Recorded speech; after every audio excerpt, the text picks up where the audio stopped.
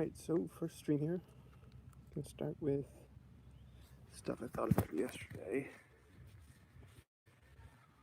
Not sure exactly what I'm gonna do with this, but it'll be up here. So I had a few questions that I wanted kind of an answer to. And I started out with what is a platform, what is leadership, and what is the word, what are words. So, bear with me here. So, leadership, first one. And basically, in every single form, you have some sort of following. Someone is following something at some point. So if you use an example of a child, the child would follow the father, and the mother's, just discipline, discipleship, so leadership from them, and they would follow it from basically something analogous to God or something else, some modern version of experience theory or some psychological theory of nurture and what do you call it? Nature versus nurture kind of ideaism, and so that's that. So you could see basically in everyone's lives that they would have to follow someone in order to get where they are and be led by someone. So if you're doing a live stream like this, you would be leading people, and that's why people would follow. And presumably the likeness factor or the likeness between them would be in sympathy. So they would be wanting to follow this person because they believe in the path they're leading. So music works this way. Almost all arts work this way. Every relationship almost works this way. Yeah, so it's a big part of it. So when you go out here and do a live stream like this, it's generally the same thing. So I had to think about that before I could even start this video, because I couldn't be motivated by deceptive ideas or deceptive leadership. So I had to put someone at the top of the leadership, and that's kind of what this part of this is about right now. And I put at the top of the leadership is God, as I've begun to know Him, and I can translate that again into a psychological or a any of those ologies where they use repeatable factors and studies and stuff like that to prove their points by repeatability, and that basis scientific methods. So, but I don't believe that's a complete worldview. I don't believe that you can ever know enough. You can ever science enough to get to the bottom of the question. Essentially, it is not based in faith, even though science is technically kind of based in faith. A modern look might, and people do see it as faith-based. They understand it. They know that there's anomalies and stuff like that. But so the point I'm trying to make here is that you have to put something at the highest point, and it seems like for men that pass their father's judgment or pass their father's involvement in their lives, which isn't always completely gone. There's always leadership from fathers, and they would still know. And there's things called, you could think of it as surrogate fathers or just strangers, but they all act in an authoritative role. So if you went into a store and stole something, and a police officer came, he's coming in as an authority and over you, and he is basically leading you to a path.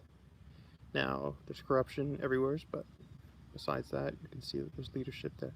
So at the top of my hierarchy, I had to put something that was immovable and perfected and that's where I put God. And there's no one above God in my worldview. Everything's below Him, and everything's from Him. So that covers leadership, I think.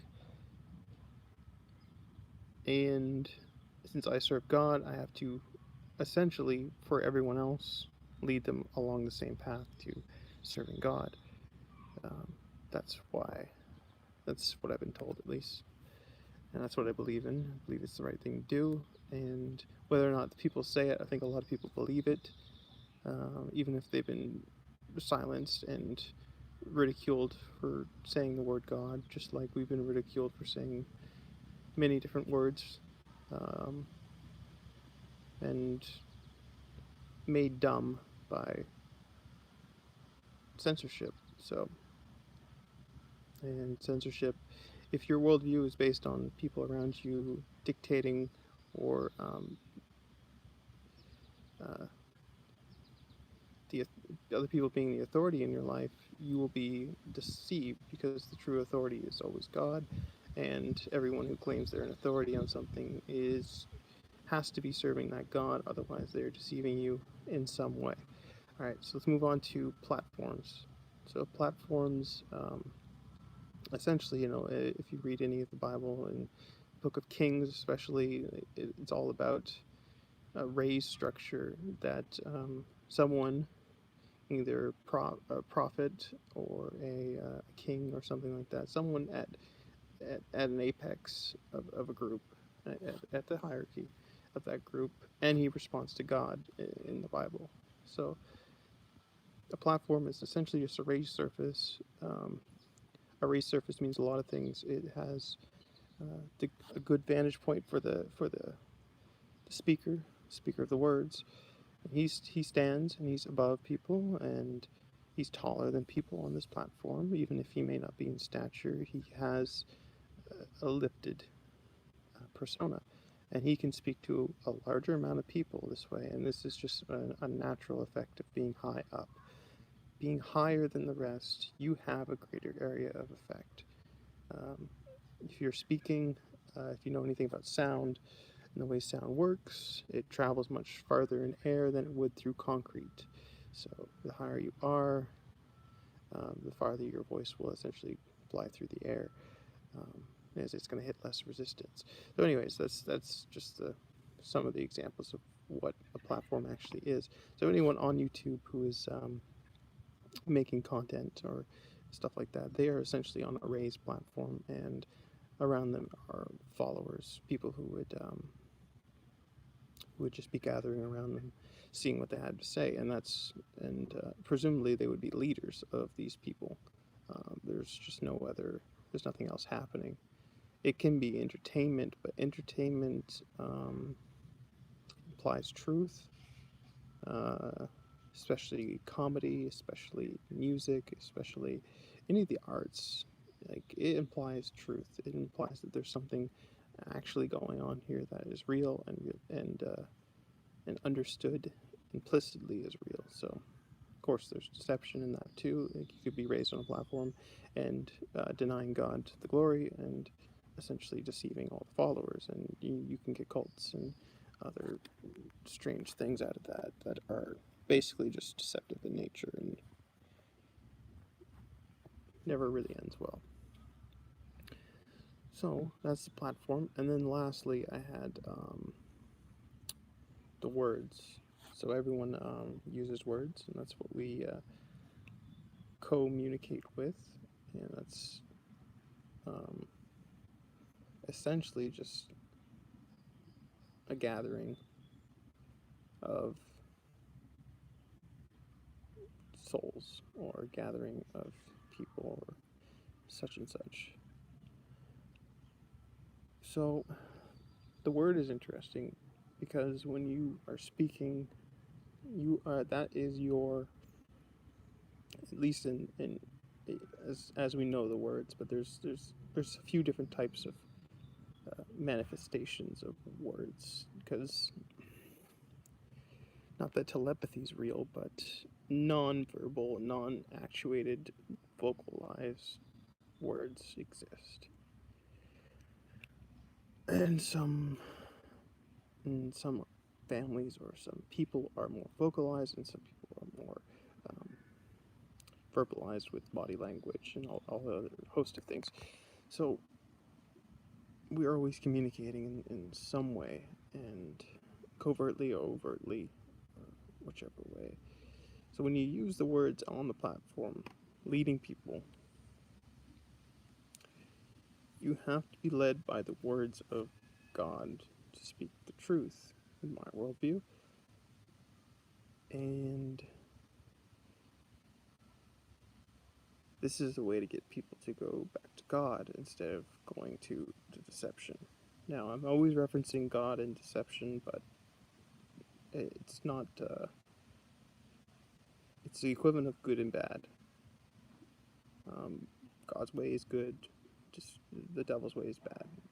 Think of it that way. I use God and deception, or good and deception, or, you know, true and deceptive. Like, there's deceptive truth. It's not really deceptive truth, it's just deception. It's just a lie. So, truth and lies. So, there's all this opposite of what God might have. So, I had to think about what words I would use and how I would say them, and I have to be sure on a lot of things, but also I cannot be restricted. I have to be able to speak freely because that is the way I've been guided. Um,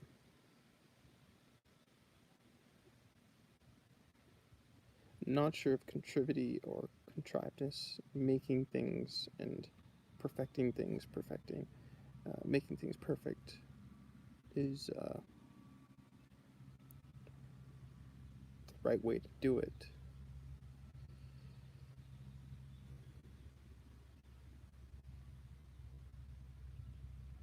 So you have to listen to someone's words, right?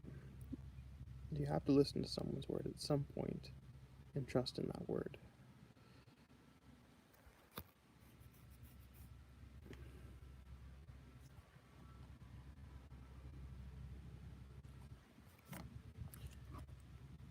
Hold on a second.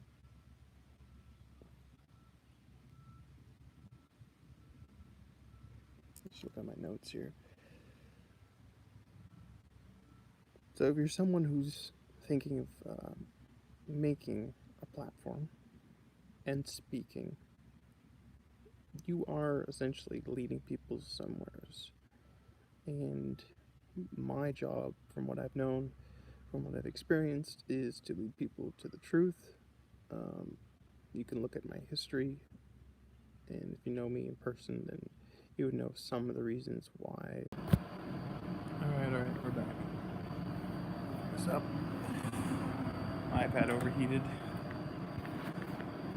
Pretty warm out there. Still wearing these. See better.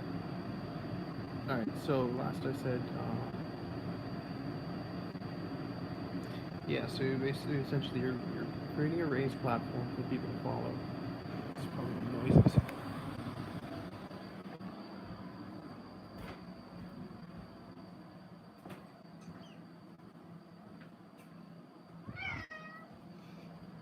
Yeah.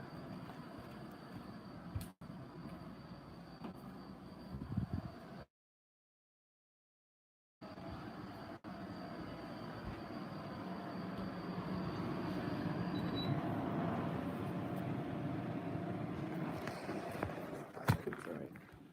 So you're essentially creating a platform for people to hear you, and um, you're speaking words of influence, and then you have to figure out where the leadership is going, either away or towards.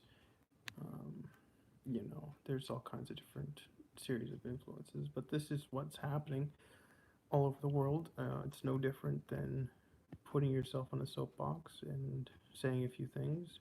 What matters is the content, what you're saying, why you're saying it and where you're leading people to.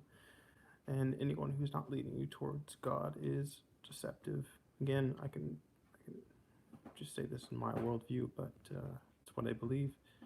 And they will lead you to somewhere you did not want to go, essentially. And it's an unloving place instead of a loving place. This is where God will lead you towards love of Him, because there's no other choice when you're faced with life.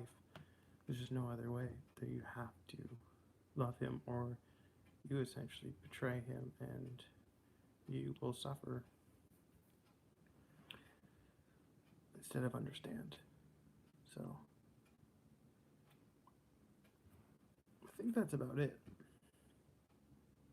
Only about 20 minutes of content here, but so there's a few things here. God has the greatest platform.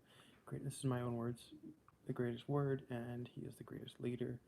Again, it's what I believe.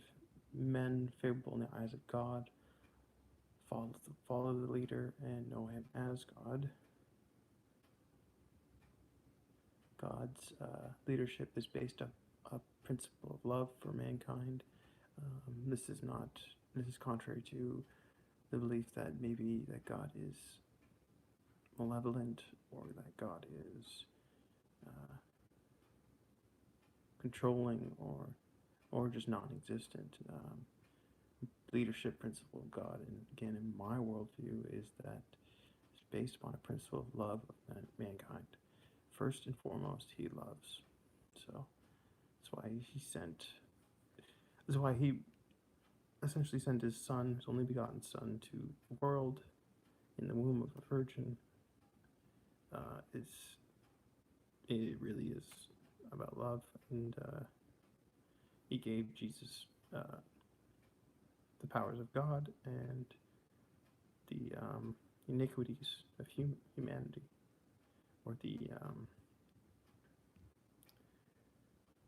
imperfections of humanity at the same time. At least that's how I understand it. I could be wrong about that, but it makes sense, because Jesus did fear dying, but He did understand it in the end. He understood the whole picture.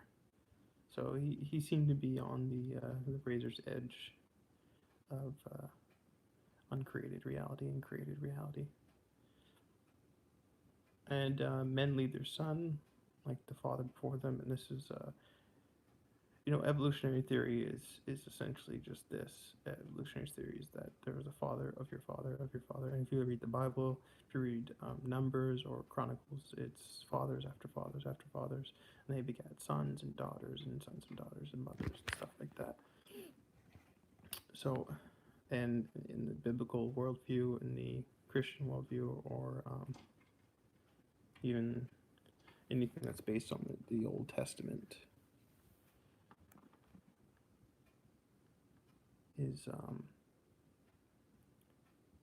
says that all people came from one source, Adam and Eve. So the leader of Adam, creator of Adam, was God. So if you ascribe to a Christian worldview, it's right there. And if you don't, if you're an evolutionist or anyone else who has bought some of the dogma of evolution and dogma of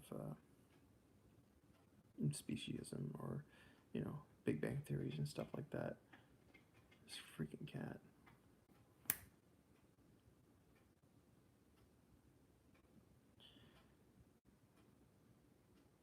You would see that basically that it's built on an assumption that goes on forever, even though it doesn't, because the Big Bang theory basically disproves some of this. But anyways, it's an incomplete theory. It doesn't cover all the bases, and it lacks faith. It lacks an actual faith system.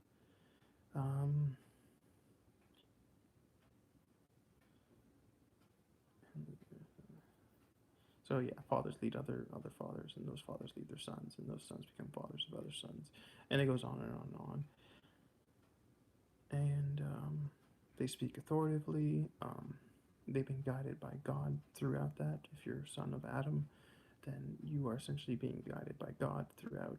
God punishes Adam for betraying his trust by eating from the tree of forbidden fruit, being deceived by the serpent, deception itself, Satan, whatever. Um, he is always being guided by an authority, and that just has continued and still continues. Everyone is being guided by that principle.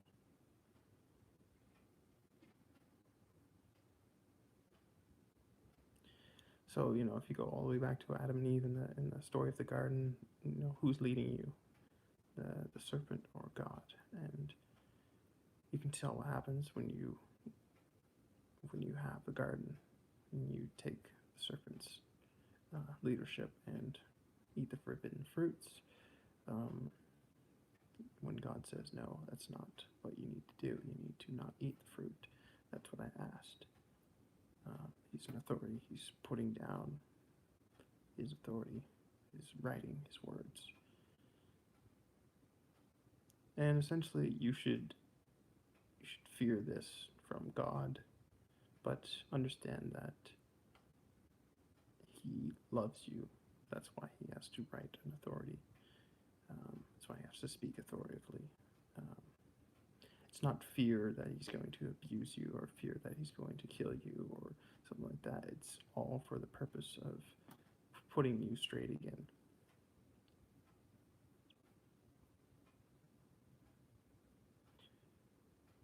I got a few other notes here, but not much else. Anyways, he's without sin, so God is without sin. So you can't personify God into human forms. That's the biggest mistake. Is that people will say, well, what, I don't believe in a spaghetti monster or whatever. That's not what we're talking about at all. That's manifestation. It's not what God is. God is not manifested in a reality or in space. It's not what it is. He's uncreated being. God sent God sent Jesus Christ in the flesh as the one time that we are sure that he was in flesh. So any type of personification I hear is besides the mark. So again, let's recap platforms,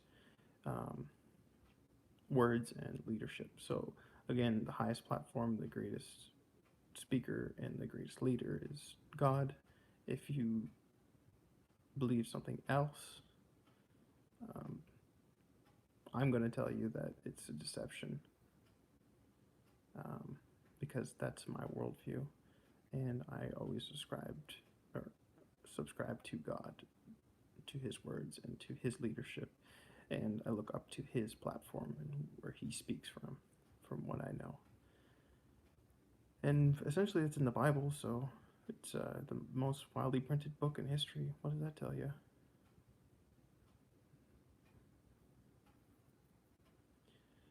And if you're going to live in his way of doing things, essentially you have to take up the platform, you have to take up the words, and you have to understand the leadership principle. And his leadership principle is love.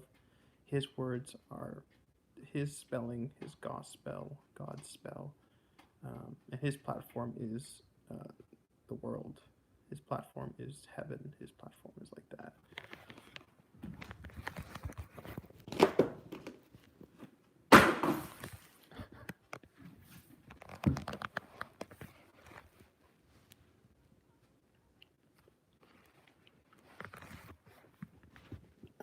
And if you can live by those ideas, then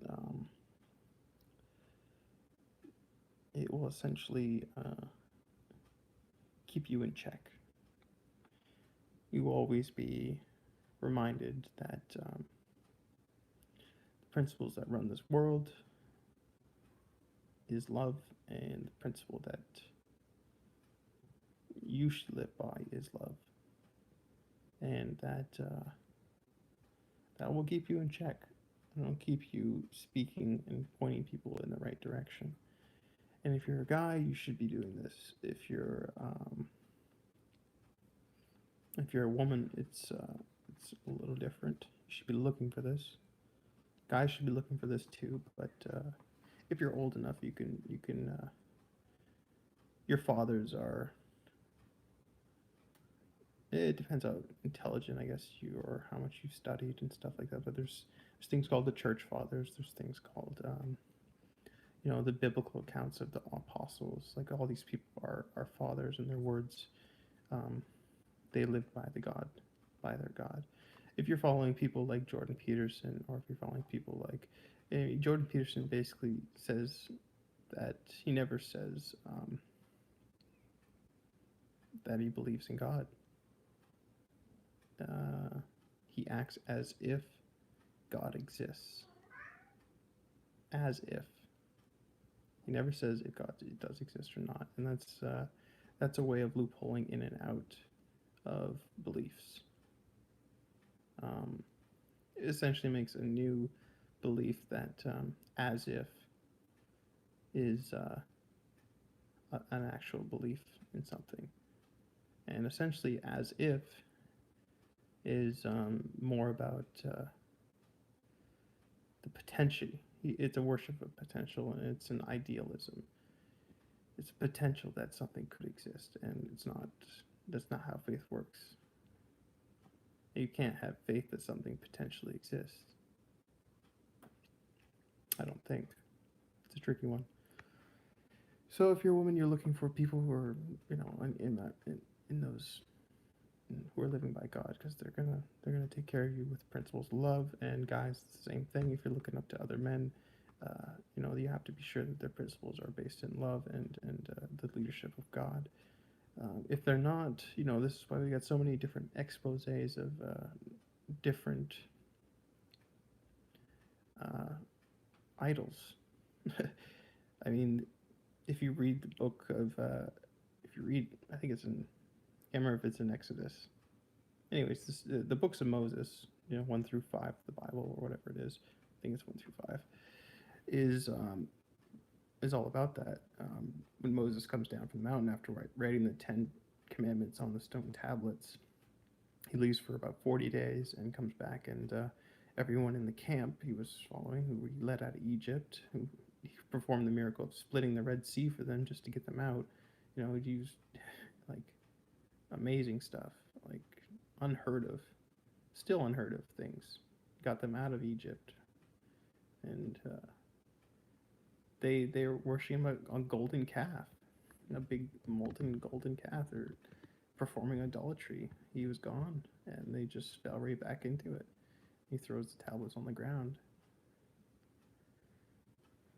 in disbelief, in anger, because Moses was the authority in that story. It's the one who was with God. He went up the mountain and found God and came back, and everyone else was wasting their time with deceptive things like golden calves. So these idols are these golden calves. They're mirages. They're not the truth at all. They don't provide. They mesmerize. So, anyways, why there's such a big expose on, these idols is because information is spreading quicker, you could say. Covertly, there's more opportunities to be exposed if you're covert. There's just more evidence through cameras and stuff like that, and but also there's once you start poking through the veil of idolatry, you start to see the unholiness, the the rigid structure and it has no bend, it has no life, it's dead. And holy is the opposite. Holy is has forms and is not dead, is alive and is moving and is essentially, stretching my limits here, but is something that's uh, the living truth or the living word, of God. It explains things. These idols don't explain anything.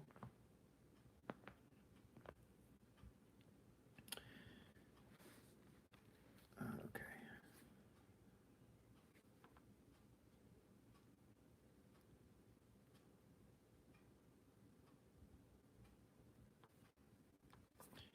So if you're ever struggling to find the words for the leadership, you need to ask the authorities, the authority.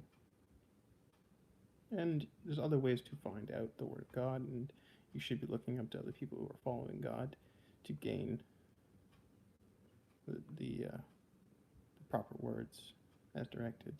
You shouldn't be following, these idols.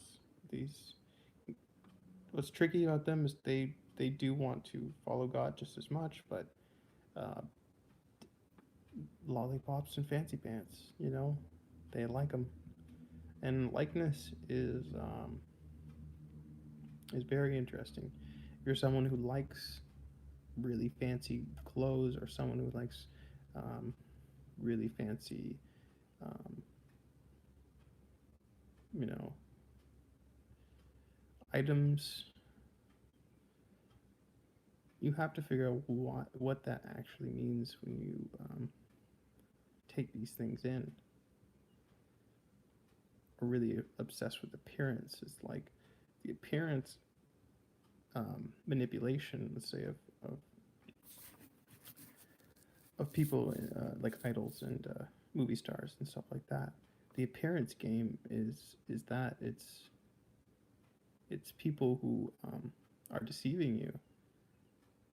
They're making themselves look younger. They're making themselves look like they're 20 when they're 40, and they're making themselves ideally young. And it's deception. It's not the truth. People get old. People change their facial appearances. It's what's supposed to happen. It's the way it's been designed. It's the actual way God wants it. He doesn't want it any other way. Um, Things really haven't changed that much, but the deception has always been there, and we're living in maybe a time where it's stronger, but yeah. So you gotta be aware of what you're really idolizing and stuff like that. Like, again, lollipops and fancy pants. Um, Likeness speaks to you.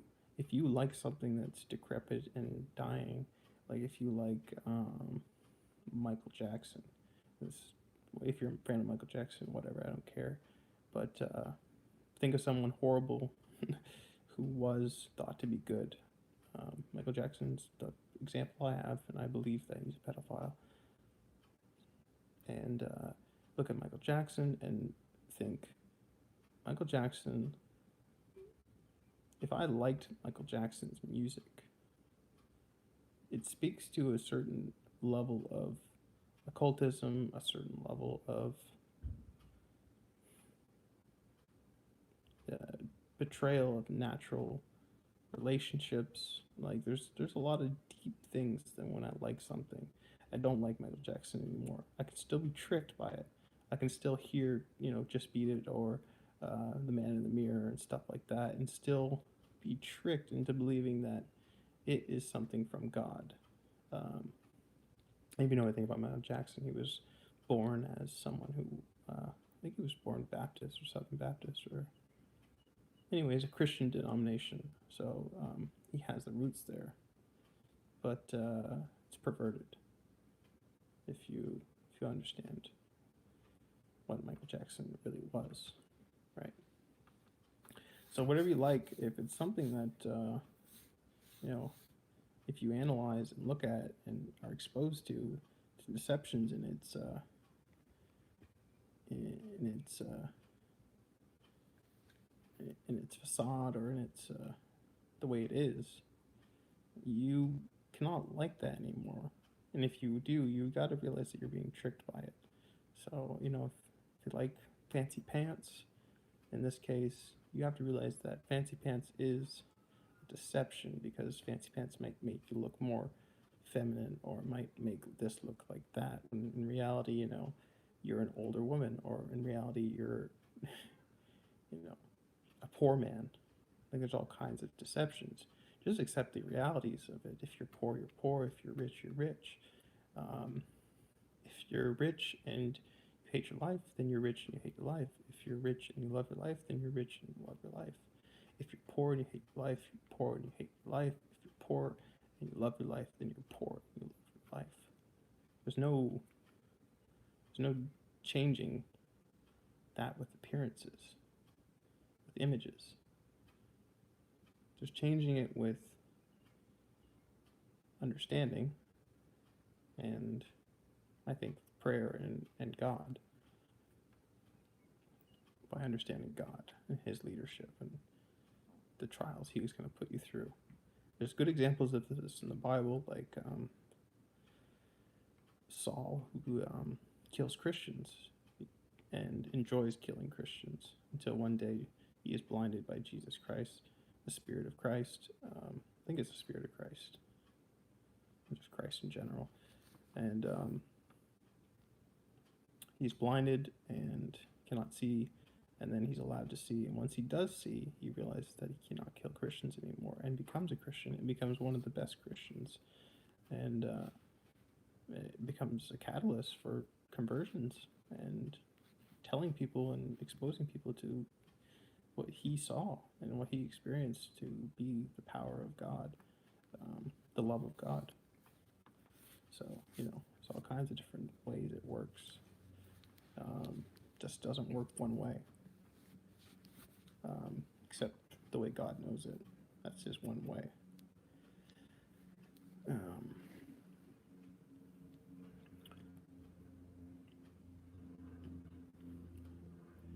All right, well, I think I've rambled on here. Something important, good for people to hear. Well, wherever I've treaded, wherever I've got things wrong, just let me know, because I know I get things wrong. I'm still kind of figuring out some of these things. So I tend to get scripture wrong. I tend to maybe not understand the spirits, the Holy Spirits, and the nature of holiness and stuff like that. I'm still working on it. So anyone who can expedite that, and that's the whole point. But the purpose of this was the platforms, the words, and the leaderships. If you're ever thinking about starting a platform, don't build it on sand. Build it on rock. Build it on the leadership of God. Build it on love. Don't build it for fancy pants. Don't build it for paying your bills.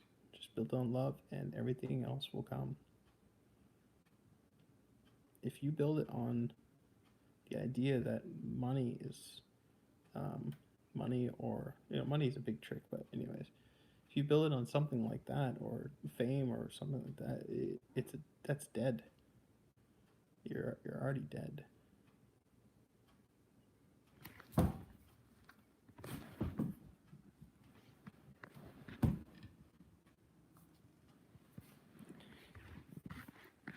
Getting all excited. So yeah, just that it has to be the same principles as God. If it's not, it's you're living a deception in some kind. And I can explain to you why money's a deception, or why the love of money, or the motivation of money, or something like that is deception. And we can all argue. We can all argue till as long as we want. There's no arguing that a principle of the world we have as a principle, unless you completely disbelieve. So I guess that's your choice, but I don't know why you're listening to this if you believe it. I know a lot of people wane in and out. They believe and they don't believe. They go in and they go out. You just haven't learned that the principle is all love. So there's no point to disbelieve unless you want to disbelieve that the world's based on love. Loveness. Love is a contraction. Love. Love. So L meaning all, or between, or people. It's the whole thing of words there, but and then of between two people, the same substance. So you really do have to believe that it's the same substance. It's made in that way, and that's it's a little weird to say that that God works. Well, it's not weird, but God works and creates with love, and we are created out of love. So that's our connection to God, is the act, and Him being the Father and authority, and us coming from Him. So we are of Him. We're not separate. We are created. We're distinct. We're created. He's uncreated, but we are of.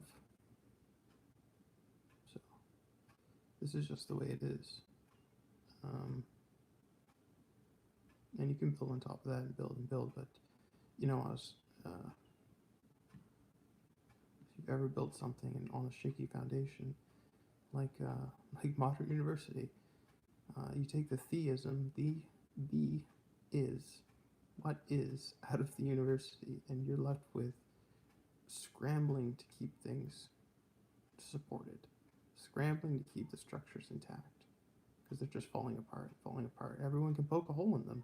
You just walk on them and they fall apart. Like you walk over Marxism and it falls apart. You point out basic things, and we can be bewildered and create enough haphazard structures or supports to keep it all together in the consciousness, or between us, or between our families, between our friends, or between entire worlds of thought, entire books of thought. We can keep supporting, and every time someone points out and breaks something, we can keep trying to rebuild it. But the fundamentals, this is basically what's been taken out, and it's never ending. It's never ending. You never win. You never get to the end. You never understand it. It just becomes a rat race to keep it all together, and becomes a big power game. Who's the strongest to keep holding up the weights? Unfortunately, strongness is not really a measure of trueness. Strength can be just exercise. That's all it is. Exertive forces, and these forces can be manipulated, used to deceive. So, all right. So I'm gonna go leave me stuff. I'll think up some more things, and I'll try to make this pretty regular. I got live streams on twitch.tv/snowdog, SNOWDOOG, so Snowdoog. I do music there. I take requests, and I'm writing music there and refining stuff there too, and I post some of the clips up here on this YouTube channel. So this is pretty much what it'll be for now, until I think of something or I'm exposed to something else. So take care, God bless, and enjoy your day.